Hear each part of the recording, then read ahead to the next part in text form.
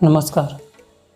Investor ecology में आपका स्वागत है। आज हम बात करेंगे म्यूचुअल फंड क्या होता है, कितनी तरह के म्यूचुअल फंड होते हैं, म्यूचुअल फंड कैसे काम करता है और म्यूचुअल फंड में निवेश करने के फ़ायदे क्या क्या हैं और हम म्यूचुअल फंड में कैसे एसआईपी शुरू कर सकते हैं।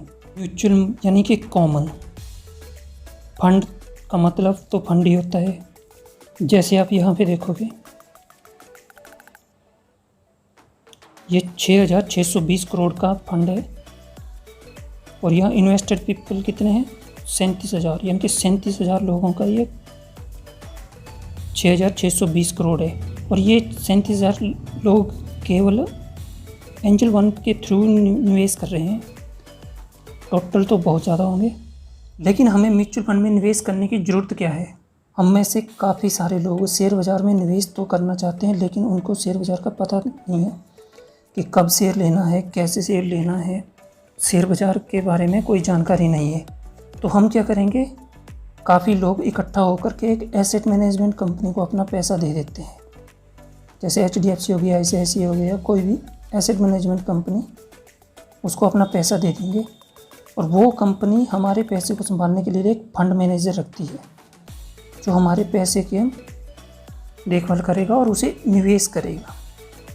वो क्या करेगा, ये फंड मैनेजर हमारे पैसे को सिक्योरिटी होता है शेयर, तो शेयर मार्केट में निवेश करेगा और फिर उससे कुछ रिटर्न जब मिलेगा, उससे जो प्रॉफिट होगा उसमें से ये थोड़ा सा एक्सपेंस रेशो काट के वो जो रिटर्न है हमें वापस दे देगा। चलिए देखते हैं म्यूचुअल फंड कितनी तरह के होते हैं। सबसे मेन है इक्विटी म्यूचुअल फंड। वो म्यूचुअल फंड होंगे जो शेयर बाज़ार में अपना पैसा लगाते हैं। और उसके बाद दूसरे फंड होते हैं डेट फंड। वो होगा जो गवर्नमेंट बॉन्ड में अपना पैसा निवेश करते हैं।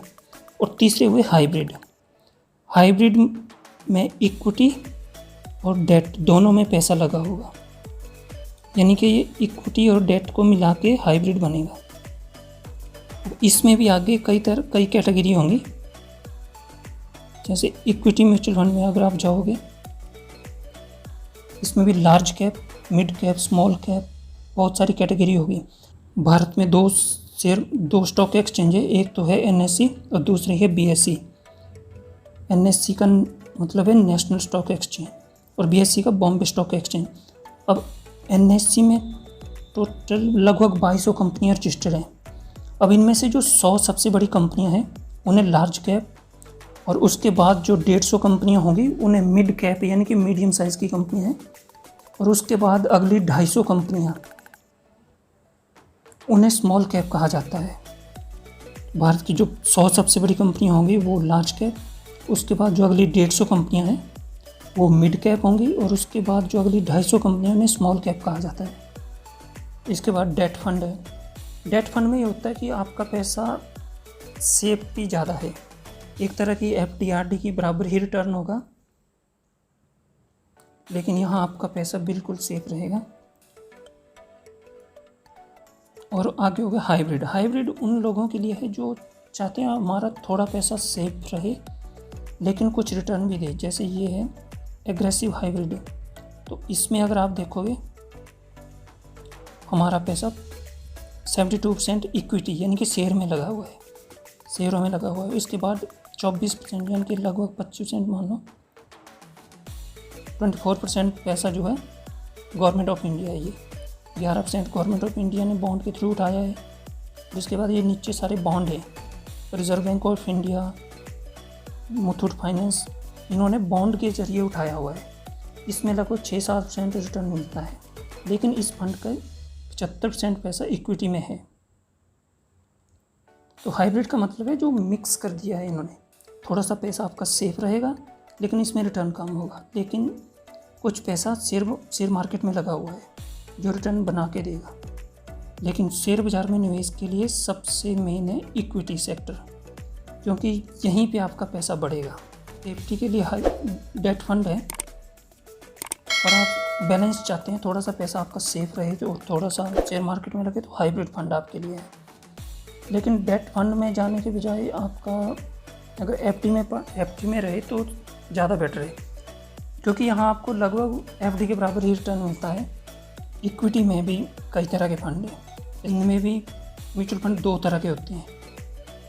एक तो हो गए नॉर्मल वाले, जैसे आप कोई स्कीम सेलेक्ट करोगे और वहाँ फंड मैनेजर बैठा है और वो आपके लिए कंपनियाँ सेलेक्ट करेगा, फिर उनमें निवेश करेगा, कब ऊपर है कब नीचे वो बेचता रहेगा। लेकिन एक होता है आप सीधा इंडेक्स ही खरीद लेते हो, जैसे स्मॉल कैप इंडेक्स। तो इसमें क्या होगा, इसमें म्यूचुअल फंड एडवाइज़र ज़्यादा कुछ नहीं करेगा। जैसे 250 कंपनियों का इंडेक्स है तो वो सभी 250 कंपनियों में आपका पैसा लग जाएगा, जितना उसका वेट होगा। जो उन 250 कंपनियों में किसी का जो इनका वजन होगा शेयर बाज़ार में, उस हिसाब से आपका पैसा लग जाएगा। इसमें म्यूचुअल फंड एडवाइज़र कुछ नहीं करेगा। इनमें एक्सपेंस, इनको बोलते हैं passive investment, passive mutual fund. एक तो हो गए एक्टिव। एक्टिव कौन है? ये वाले, क्योंकि यहाँ पे एक म्यूचुअल फंड एडवाइज़र बैठा है जो एक्टिवली जो नज़र बनाए रखता है यहाँ पे कौन सी कंपनी खरीदनी है, कौन सी बेचनी है, किस में कितना पैसा लगाना है, किस में निकलना है। एक तो ये हो गए, जैसे रिलायंस 9% है, ये उन्होंने सेलेक्ट किया है, म्यूचुअल फंड एडवाइज़र है और उसकी जो टीम होगी, म्यूचुअल फंड जो फंड मैनेजर है उनकी टीम होगी जो कंपनी सेलेक्ट करेगी, कब खरीदना है, कब बेचना है, ये सब कुछ। इसमें उनको एक्टिवली पार्टिसिपेट करना पड़ता है, देखते रहना पड़ता है। और दूसरा है इंडेक्स फंड। इंडेक्स फंड में क्या है, वो सीधे स्मॉल कैप में जाएंगे, इसमें उनको कुछ ज़्यादा देखना नहीं है। इसमें स्मॉल कैप जो इंडेक्स है NSE का, उसमें 250 कंपनियाँ रजिस्टर्ड है, तो उन्होंने सीधा 250 कंपनियों में पैसे लगा देना है। इसमें कोई एक्टिविटी नहीं करेंगे वो ज़्यादा, इसलिए इनका एक्सपेंस रेशो कम होगा। यहाँ देखो जैसे 0.36% है। अब यही अगर दूसरा एक्टिव स्मॉल कैप है तो उसमें ये लगभग 0.70-80 होगा। हालांकि वहाँ आपके रिटर्न के चांस ज़्यादा भी हैं, हो सकते हैं, लेकिन हिस्ट्री में तो पिछले 10-20 सालों में तो 80% जो म्यूचुअल फंड हैं अपने इंडेक्स को बीट ही नहीं कर पाए हैं। म्यूचुअल फंड काम कैसे करते हैं, चलो मान लो आपने एक म्यूचुअल फंड सेलेक्ट कर लिया,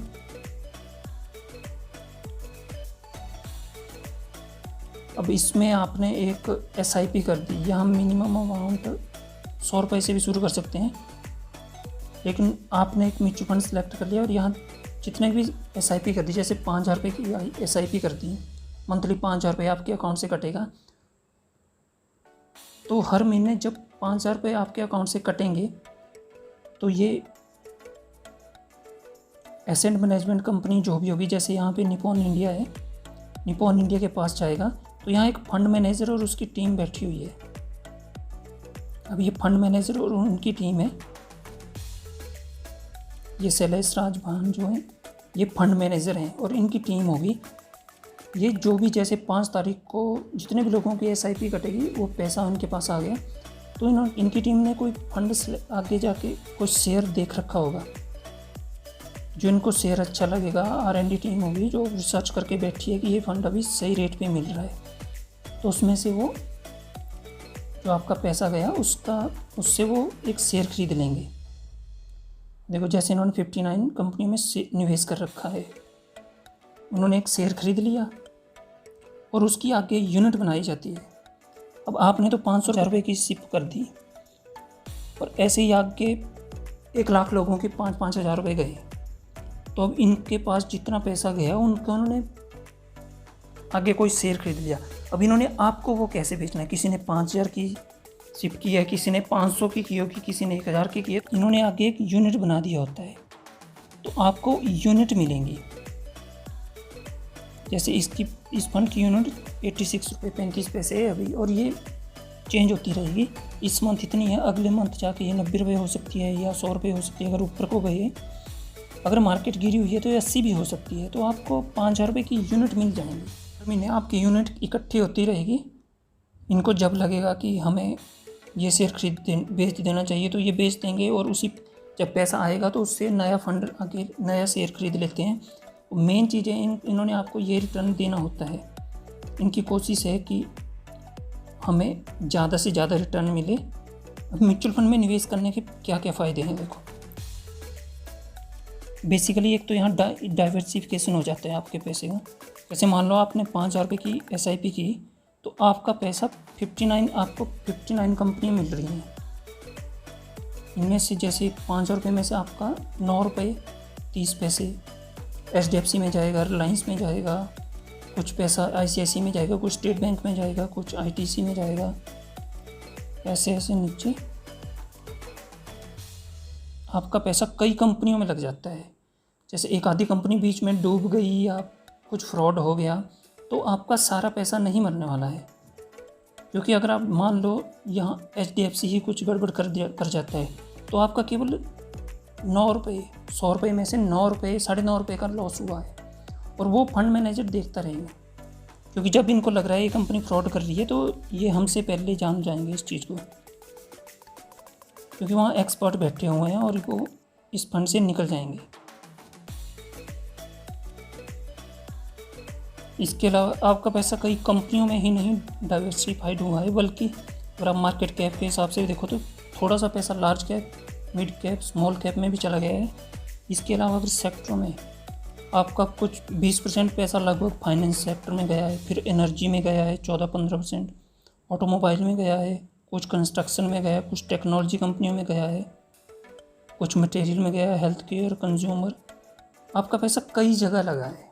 इसमें से अगर कोई सेक्टर अगले 5-10 साल में अच्छा नहीं भी करता है तो बाकी सेक्टर हैं तो कुछ कोई ना कोई तो अच्छा करेगा ही। प्रोफेशनल मैनेजमेंट, अब यहाँ एक टीम बैठी हुई है पूरी जो हमारे पैसे का हिसाब किताब देख रही है। वो थोड़ा सा चार्ज लेकर के हमसे ज़्यादा तो शेयर मार्केट के बारे में जानते ही हैं, तो हमें एक प्रोफेशनल मिल जाता है। म्यूचुअल फंड में इन्वेस्ट करने में एक प्रोफेशनल हमारे पैसे को देख रहा है। अब 0.5 पैसा यानी कि 50 पैसे का दे के हमारा कोई 100 रुपया देख रहा है और हमें रिटर्न FD से डबल ट्रिपल दे रहा है, तो ये भी एक फ़ायदा ही है। Lower entry level. अब आप मिनिमम 500 रुपये तो यहाँ लिखा हुआ है, हम 100 रुपये से भी SIP कर सकते हैं। वैसे अगर हम शेयर बाज़ार में जाना चाहें तो एक शेयर 2,000-3,000 का भी मिलता है, लेकिन म्यूचुअल फंड के थ्रू हमें एक्सपर्ट की वो मिल जाएगी, बेनिफिट मिलेगा, और हम सिर्फ 500 या 100 रुपये से भी SIP शुरू कर सकते हैं। इकोनॉमी ऑफ स्केल ये भी है, लेकिन मेन है लिक्विडिटी। अब इसमें क्या है, लिक्विडिटी आप जब चाहे म्यूचुअल फंड शुरू कर सकते हैं, जब दिल किया रोक सकते हैं। SIP अगर आपने म्यूचुअल फंड में कर दी है तो आप जब चाहें उसे अपनी यूनिट बेच के निकल भी सकते हैं, जब चाहे स्टॉप कर सकते हैं। जैसे FD RD आप चलाते हैं तो FD अगर आपने 3 साल की चलाई तो 3 साल चलानी ही पड़ेगी। लेकिन म्यूचुअल फंड में एक फ्लेक्सिबिलिटी, अगर आप ELSS में नहीं है, ELSS में आपके पास 3 साल का लॉक इन पीरियड होता है, लेकिन मैक्सिमम ज़्यादातर हो गया लार्ज कैप, मिड कैप और स्मॉल कैप हो गया या इंडेक्स फंड हो गया, इनमें आपके पास ये लिक्विडिटी होती है कि आप जब चाहो शुरू करो, जब चाहो रोक सकते हो, जब चाहो उसे कम ज़्यादा कर सकते हो। जैसे 5,000 रुपये की SIP शुरू की और आपको फाइनेंशियल प्रॉब्लम आ रही है तो आपको उसको डाउन भी कर सकते हो, जैसे 3,000 भी कर सकते हो, उसको 2,000 कर सकते हो, या बढ़ा भी सकते हो 10,000 15,000, या जब चाहो स्टॉप कर सकते हो। स्टार्ट कैसे करें, तो इसके लिए सबसे पहले तो आपने डिसाइड करना है आपने जाना किस फंड में है। मैक्सिमम इक्विटी में ही जाएंगे या हाइब्रिड में। डेट में जाने के बजाय आप FD में ही रहो तो ज़्यादा बेटर है। इसलिए अगर मान लेते हैं हम इक्विटी फंड आपने डिसाइड कर लिया, तब इसमें आप आगे कैटेगरी देखनी है कि आपने कहाँ जाना है, आपका मकसद क्या है। आप थोड़ा सेफ जाना चाहते हो तो भारत की 100 सबसे बड़ी कंपनियों में जाओगे, और फिर अगर आप थोड़ा सा ये मिड कैप में जाना चाहते हैं, मिड कैप में क्या होगा, ये थोड़ा सा ज़्यादा वोलेटाइल होगा। तो मान लो 100 कंपनियां हैं, ये बड़ी कंपनियां हैं, जब मार्केट गिरेगी तो उन पे असर भी कम होगा, लेकिन ये जब मार्केट अप साइड होगी तो ये ग्रो भी कम करेंगी। अब इसमें क्या है, ये इससे नेक्स्ट लेवल की कंपनियां हैं, ये जब मार्केट गिरेगी तो थोड़ी ज़्यादा गिरेंगी, लेकिन जब मार्केट रिवर्स मारेगी, जब मार्केट ऊपर जाएगी तो ये मार्केट से काफ़ी ज़्यादा ऊपर जाएंगी। और स्मॉल कैप इससे भी ज़्यादा रिस्की भी है और रिटर्न में इससे भी ज़्यादा रिटर्न देगी। अगर आप सेफ जाना चाहते हैं तो सिर्फ इंडेक्स फंड ले लो। अगर आप मिक्सचर चाहते हैं तो large cap, mid cap, index है या फिर ऐसा फंड होगा वो ले लो। अगर आप आपका मकसद टैक्स सेविंग है तो ये LSS ले लो। अब चलो हमने लार्ज कैप सेलेक्ट कर लिया। अब इसके बाद हमने म्यूचुअल फंड सेलेक्ट करना है।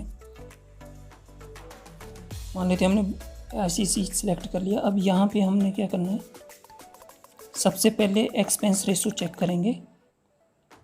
जैसे 83 है, किसी का 1 रुपये होगा, किसी का 1.5 रुपये भी है। तो ये जितना कम हो उतना बेटर है।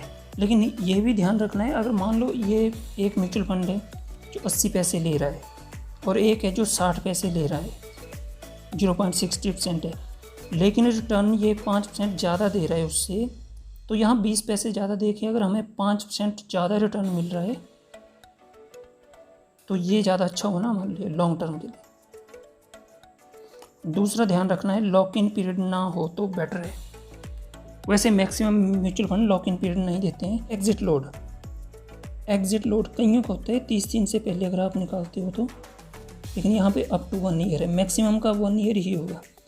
1 साल से पहले अगर आप निकलते हो तो 1% जो है आपको चार्ज पड़ेगा मैक्सिमम। और काफ़ी फंड वैसे हैं 30 दिन, और कुछ का तो 30 दिन से भी कम है। अब यहाँ पे आप सिप अमाउंट सेलेक्ट करोगे, कितने की SIP करनी है, 5,000 10,000 जितने की भी है। ओवरलोड ना करें। जैसे अगर मान लो आपकी सेविंग 10,000 रुपये महीना है, तो ये नहीं है सभी 10,000 रुपये का आप म्यूचुअल फंड में ही निवेश कर दो। उसका 50% यानी कि 5,000 ही आप शेयर बाज़ार में लगाओ, क्योंकि ये मार्केट से जुड़ी हुई है। क्योंकि आपने ये म्यूचुअल फंड ऐड में सुना ही होगा, क्योंकि मार्केट से लिंक है। तो अपना कभी भी पूरी सेविंग शेयर बाज़ार से जुड़े इंस्ट्रूमेंट में कभी मत लगाओ। उसका 50% ही आपको, अपनी सेविंग का 50% ही यहाँ पे लगाओ। अब आपने ये सिलेक्ट कर लिया और सिप स्टार्ट कर सकते हैं। इसके बाद आपने बस अपने म्यूचुअल फंड को चेक नहीं करते रहना है। बस 2 बातों पे ध्यान रखना है कि आपका म्यूचुअल फंड कैटेगरी का जो एवरेज है, तो मान लो जैसे ये है लार्ज कैप, ये ब्लू चिप है, ब्लू चिप लार्ज कैप ही होता है। तो आपका म्यूचुअल फंड कैटेगरी जो लार्ज कैप कैटेगरी है उसके एवरेज से ऊपर ही रहना चाहिए, या फिर जो उसका बेंचमार्क होगा। जैसे इसका बेंचमार्क है निफ्टी 100 TRI। अगर बेंचमार्क के एवरेज से नीचे आपका म्यूचुअल फंड जा रहा है तो आप उसको स्टॉप करके दूसरी म्यूचुअल फंड में शिफ्ट हो जाना चाहिए। क्योंकि अगर आपका म्यूचुअल फंड कैटेगरी को भी बीट नहीं कर पा रहा है, कैटेगरी का जो एवरेज है, जैसे इस कैटेगरी में 19% का रिटर्न मिल रहा है और आपका म्यूचुअल फंड 18 या 17% दे रहा है, फिर आपका ये जो निफ्टी TRI बेंचमार्क है ये भी मान लो 19% दे रहा है या इससे थोड़ा कम 18% दे रहा है, और आपका म्यूचुअल फंड बेंचमार्क और कैटेगरी के एवरेज से नीचे है, तो उस म्यूचुअल फंड से आपको शिफ्ट हो जाना है। करता हूँ आपको वीडियो अच्छा लगा होगा। थोड़ा देसी तरीका है, लेकिन मैंने पिछले वीडियो में भी कहा था कि मेरे 10-12 वीडियो ऐसे ही आएंगे, बिल्कुल सिंपल देसी तरीके से। अगर आपको वीडियो पसंद आई तो सब्सक्राइब करो। धन्यवाद।